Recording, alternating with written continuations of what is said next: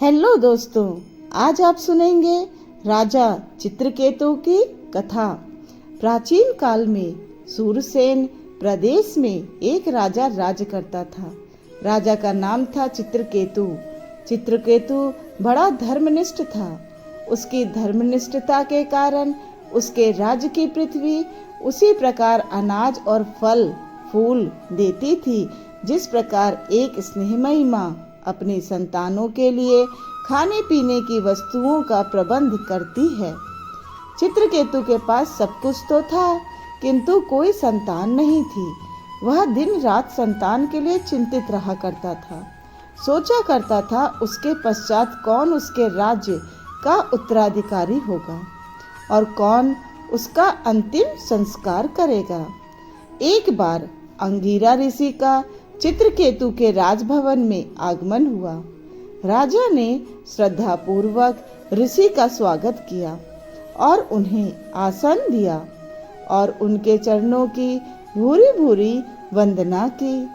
ऋषि ने चित्रकेतु के मुखमंडल की ओर देखते हुए कहा, राजन, कहिए आपकी रानियां और आपके कुटुंब के सभी लोग सकुशल तो हैं?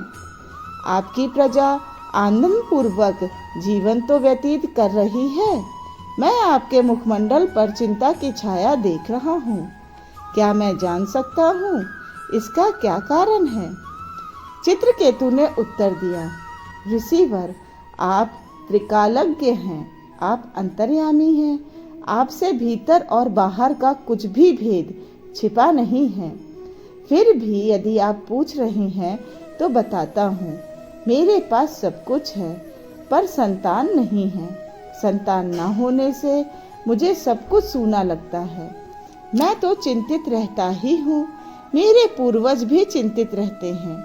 आखिर कौन पिंडदान देकर उनकी आत्मा को तृप्त करेगा? कृपया कोई ऐसा उपाय कीजिए जिससे मुझे सुयोग संतान की प्राप्ति हो। चित्रकेतु की चिंता, उनके दुख और उनकी विनयशीलता ने अंगीरा ऋषि को द्रवित कर दिया। उन्होंने यज्ञ किया और यज्ञ अवशेष प्रसाद चरु चित्रकेतु को देते हुए कहा, राजन, अपनी रानी को यह चरु खिला दीजिए। आपको निश्चय पूर्वक एक पुत्र की प्राप्ति होगी, जो आपके हर्ष और शोक का कारण बनेगा। ऋषि चरूर देकर चले गए। चित्रकेतु की कई रानियां थीं। वह अपनी बड़ी रानी कृतिदुति को अधिक चाहता था, अतः उसने अपनी बड़ी रानी को ऋषि का दिया हुआ चरु खिला दिया। समय पर कृतिदुति के गर्भ से एक बालक उत्पन्न हुआ। चित्रकेतु के हर्ष की सीमा न रही। जिस प्रकार बसंत ऋतु के आने पर सारी प्रकृति खिल उठती है, उसी प्रकार पुत्र पैदा होने पर राजा का मन खिल उठा।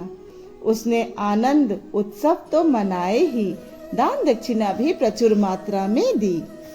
पुत्र प्राप्ति होने पर चित्रकेतु अपनी बड़ी रानी को और भी अधिक प्रेम करने लगा। वह दूसरी रानियों को हे समझने लगा। उसका परिणाम यह हुआ कि दूसरी रानियों के मन में ईर्ष्या की आग जल उठी। स्त्रियों के मन में जब ईर्ष्या पैदा होती है तो वे धर्म और अधर्म का विचार नहीं करती। चित्रकेतु की रानियों ने उचित और अनुचित का विचार न करके बड़ी रानी के पुत्र को विष दे दिया। बड़ी रानी ने जब अपने पुत्र को मृत पाया तो वह कटे वृक्ष की भांति गिर पड़ी, रुंदन करने लगी। चित्रकेतु के कानों में जब यह समाचार पड़ा तो वह भी व्याकुल होकर धरती पर गिर पड़ा। किंतु अब क्या हो सकता था? कोई कितना ही रुंदन क्यों न करे, कितने ही आंसू क्यों न बहाए, किंतु मरा हुआ मनुष्य लौटकर नहीं आता। जिस प्रकार पानी न मिलने पर पौधे सूख जाते हैं, उसी प्रकार पुत्र के वियोग में चित्रकेतु का मन सूख गया। वह राजकाज छोड़कर चिंता की आग में जलने लगा। उसके राज्य में चारों ओर दुख के बादल छा गए। जब राजा ही दुख से आक्रांत हो तो प्रजा कैसे सुखी रह सकती थी। चित्रकेतु के दुख का समाचार अंगिरा ऋषि के कानों में भी पड़ा। वे चित्रकेतु को श्रेष्ठ राजा और मनुष्य समझते थे। अतः वे भेष बदलकर राजा के समीप जा पहुंचे। उनके साथ नारद जी भी थे, वे भी भेष बदले हुए थे। अंगिरा ऋषि ने चित्रकेतु को समझाते हुए कहा, राजन, जो मर जाता है उसके लिए शोक नहीं करना चाहिए, क्योंकि शोक से उसकी पुनः प्राप्ति नहीं हो सकती।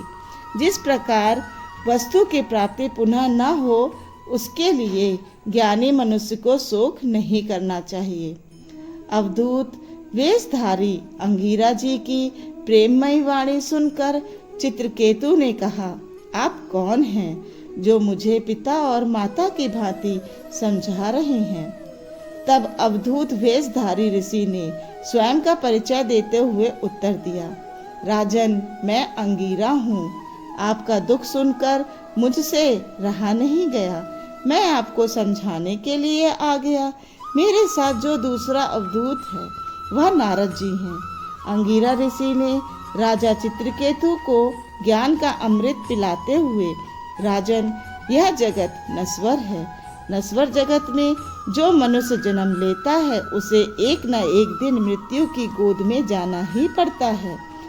आपको स्मरण होगा कि मैंने पहले ही कहा था कि आपके घर में ऐसा पुत्र जन्म लेगा जो आपके हर्ष और शोक का कारण बनेगा।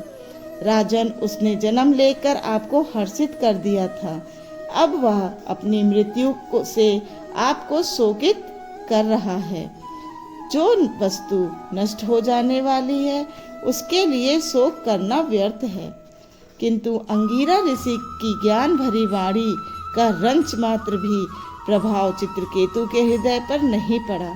मनुष्य का मन जब अत्यधिक शोक से ग्रस्त हो जाता है तो उसे ज्ञान का अमृत भी फीका लगता है। नारद जी ने जब यह देखा कि उपदेश का प्रभाव चित्रकेतु के हृदय पर नहीं पड़ेगा तो उन्होंने एक दूसरी युक्ति का सहारा लिया।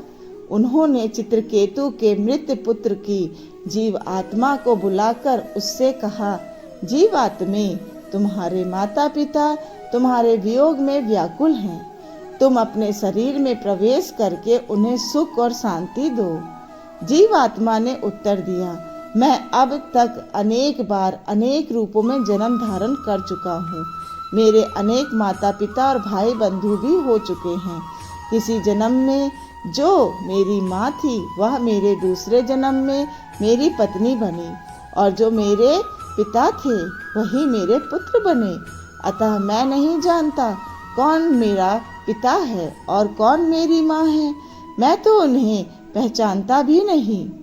जीवात्मा के रहस्य कथन को सुनकर चित्रकेतु के हृदय में ज्ञान पैदा हो उठा। उनके मन का मोह नष्ट हो गया। उन्होंने निश्चित रूप से इस बात को समझ लिया कि जगत के सारे नाते रिश्ते व्यर्थ हैं। मनुष्य को नाते रिश्तों के प्रपंच में न फंसकर केवल भगवान के चरणों में मन लगाना चाहिए।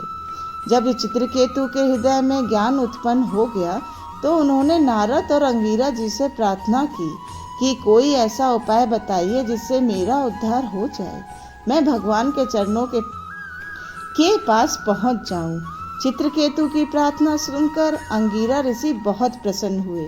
उन्होंने चित्रकेतु को एक मंत्र बताकर कहा, राजन, आप नियम पूर्वक इस मंत्र का जप करें। आपको भगवान श्री हरि का अवश्य दर्शन प्राप्त होगा। आपका जीवन धन्य बन जाएगा। चित्रकेतु ने अंगिरा ऋषि के आदेश अनुसार मंत्र का जाप किया। भगवान श्री हरि ने चित्रकेतु को दर्शन देकर उनका जीवन धन्य बना दिया। वे जीवन मुक्त हो गए। जीवित अवस्था में ही देवताओं के सदृश वंदनीय बन गए। जो लोग सभी प्रकार के मोह बंधनों को तोड़कर भगवान विष्णु की शरण में जाते हैं वे सभी प्रकार के कष्टों से छूट जाते हैं। धन्यवाद।